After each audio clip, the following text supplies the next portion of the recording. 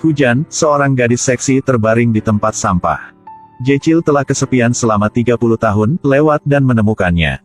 Siapa yang akan meninggalkannya di tempat seperti ini? Gadis itu masih muda dan cantik, mengapa mereka membuangnya seperti itu? Dia tidak punya pilihan selain membawa pulang gadis itu. Lalu Jechil membawa gadis itu ke rumahnya. Begitu dia duduk di sofa, gadis itu jatuh padanya. Dia terkejut dan segera pindah. Lalu dia berpikir, kamu pikir aku mudah, mimpi. Setelah itu, dia pergi berganti pakaian dan mengeringkan rambutnya dengan handuk. Melihat gadis itu juga basah karena hujan, dia pergi ke gadis itu untuk menyekanya. Sekarang dia tidak tahan lagi dan matanya mulai melihat ke seluruh tubuh gadis itu. Oh no, tidak bisa. Jangan melihat lagi, atau itu akan terjadi ahihi. Jechil buru-buru menutupi gadis itu dengan handuk. Lalu dia memanggilnya untuk bangun. Mari kita tebak apakah gadis ini akan menjadi kekasihnya di masa depan, ya? Pada saat ini, tiba-tiba kilatan petir mengejutkannya. Setelah itu, dia menemukan gadis itu sudah mati. Apa yang harus dia lakukan? Dia buru-buru mengeluarkan teleponnya untuk memanggil polisi. Tapi dia berpikir lagi, gadis ini meninggal di rumahnya. Jadi dia mungkin ditangkap karena pembunuhan. Dia memutuskan untuk tidak memanggil polisi lagi. Dia mengambil kesempatan mayat itu masih hangat dan ingin membawa mayat itu kembali ke tempatnya. Akibatnya, karena dia tidak bisa membawa gadis itu, dia didorong di atasnya oleh gadis itu dan pingsan. Ketika dia bangun, dia menemukan bahwa jiwanya telah memasuki tubuh gadis itu. Dan tubuhnya terbaring tak bergerak di lantai. Apa yang sedang terjadi? Dia masih muda dan belum menikah. Kenapa dia tiba-tiba berubah menjadi seorang wanita? Dia panik dan langsung memanggil sahabatnya Hyungu. Lalu berkata dia punya masalah. Dan menyuruh Hyungu cepat pulang. Hyungu berpikir itu serius, jadi dia meminta maaf kepada gadis yang sekamar dengannya dan pergi. Ketika dia pulang, dia melihat Jechil terbaring di lantai dan bergegas untuk mengguncang dan menggoyang Jechil. Ada apa dengan kamu? Kamu masih muda dan belum menikah. Jangan mati, cepat bangun. Lalu dia berbalik untuk bertanya pada gadis itu. Apakah kamu menyakitinya? Jechil kemudian menamparnya dan berkata, kamu diam dan biarkan aku bicara. Dengar, aku sahabatmu. Aku tidak tahu mengapa aku tiba-tiba memasuki gadis ini. Hyungu tentu saja tidak percaya mitos ini. Ketika Jechil menceritakan rahasia di antara mereka berdua, dia percaya itu benar. Jechil membawa seorang gadis dari tempat sampah untuk pulang. Akibatnya, jiwanya tiba-tiba memasuki tubuh gadis itu. Untuk mendapatkan kembali tubuhnya, dia dan Hyungu memulai pencarian Google. Tak disangka, semua ini adalah cara yang sangat kejam, tertabrak mobil, tersambar petir. Tapi ada juga cara yang sangat membahagiakan. Ini adalah dua orang yang harus berhubungan seks satu sama lain, Ditabrak mobil sangat berbahaya, jika Anda sial, Anda bisa kehilangan nyawa. Tapi bahkan lebih buruk. Ketika Jechil adalah seorang pria, dia tidak pernah berhubungan seks. Sekarang dia seorang gadis, bukankah seharusnya dia membiarkan orang lain berhubungan seks dengannya? Maka dia hanya bisa disambar petir. Kakinya menginjak tangan mayatnya. Lalu berdiri di tengah hujan memegang tiang besi. Tanpa diduga, dia berdiri di tengah hujan sepanjang malam tanpa ada sambaran petir yang menyambarnya. Jechil memasuki rumah untuk mandi dan pergi tidur. Hyungu berdiri di luar menatapnya dan menginginkan tubuh itu.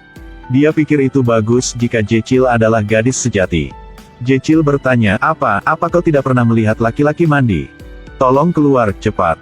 Ya betul, aku belum pernah melihat seorang gadis mandi membiarkan pintu terbuka seperti ini. Saat Jechil berubah menjadi wanita, Hyungu adalah orang yang paling bahagia. Dia mengajak Jechil untuk membeli beberapa baju baru. Ketika dia melihat Jechil berpakaian seperti seorang gadis, dia tidak bisa mengalihkan pandangannya dari Jechil. Dan dia juga murah hati untuk menawarkan makanan lengkap kepada Jechil. Lalu mengajak Jechil menemui seorang peramal. Untuk meminta cara menukar jiwanya. Jechil memandang peramal seperti orang gila, berdiri dan menyeret Hyungu untuk pergi. Pada saat ini, peramal tiba-tiba menjadi serius dan berkata, apakah kalian berdua datang untuk bertanya bagaimana menukar jiwa? Benar Pak. Apa yang harus kita lakukan? Kamu hanya perlu melakukan apa yang aku katakan. Setelah itu, keduanya berbaring di ruangan yang penuh dengan lilin. Saya pikir peramal punya trik hebat. Jika saya tidak salah menebak, peramal itu menyuruh Hyungu berhubungan seks dengan Jechil. Saat Hyungu hendak berakting, Jechil tiba-tiba menendang Hyungu kecil. Hampir membuatnya menjadi wanita juga. Oh no, maaf. Hanya saja aku merasa sangat mengerikan, aku tidak tahan. Hyun-gu marah. Hari ini, dia tidak hanya menghabiskan uang untuk membeli pakaian, tetapi juga untuk makan. Tetapi dia tidak mendapatkan apa-apa. Sekarang, ingat semuanya dengan jelas. Sebelum kalian berdua bertukar tubuh, apa yang kamu dan gadis itu lakukan? Aku tidak melakukan apa-apa. Aku hanya melihat kakinya sedikit. Ya, aku ingat. Ketika aku jatuh, sepertinya aku pernah dicium olehnya.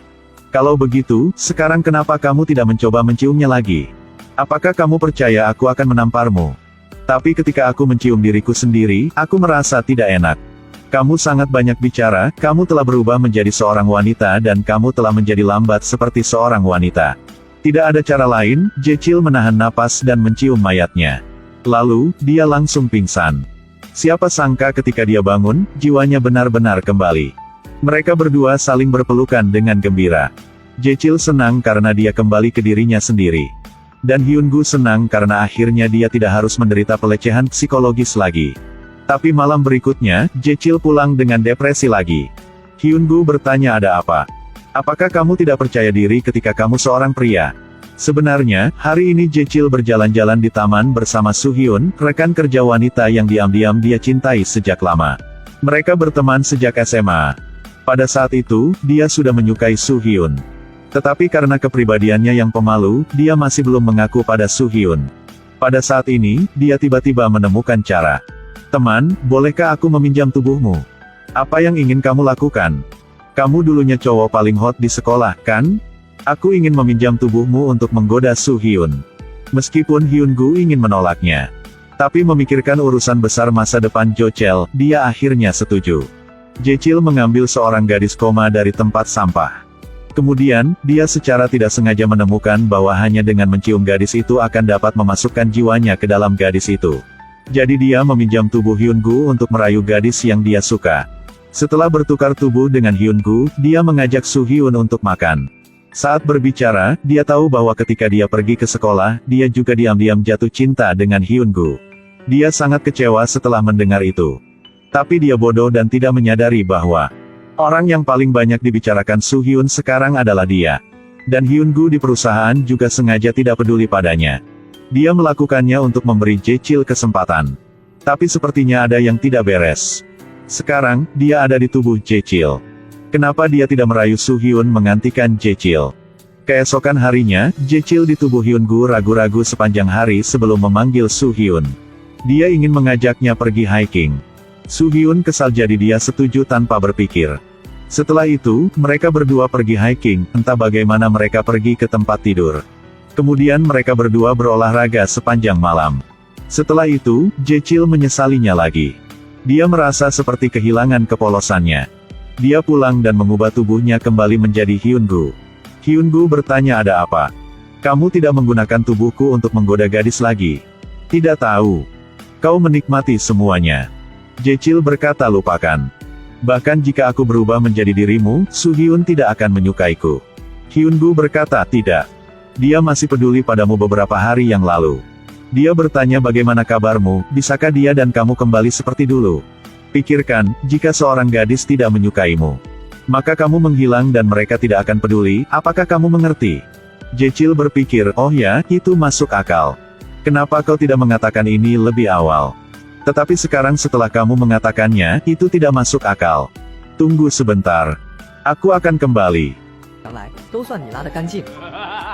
Setelah mengatakan itu, Jechil berlari sampai ke rumah Soo-hyun. Lalu dia dengan berani mengaku padanya. Ini membuat Soo-hyun merasa sangat canggung. Karena dia tidur dengan Hyun-gu di pagi hari, Jechil datang untuk mengaku padanya di malam hari. Dia tahu apa yang harus dilakukan. Dia menolak Jechil dan langsung masuk ke rumah. Tapi Jechil masih di pintu mengungkapkan cintanya. Membuatnya bersembunyi di balik pintu sangat menyentuh. Mengapa kamu tidak mengakui cintamu lebih awal untuk membuatnya merasa canggung sekarang? Mengalami ini, Jechil menyadari kepengecutannya.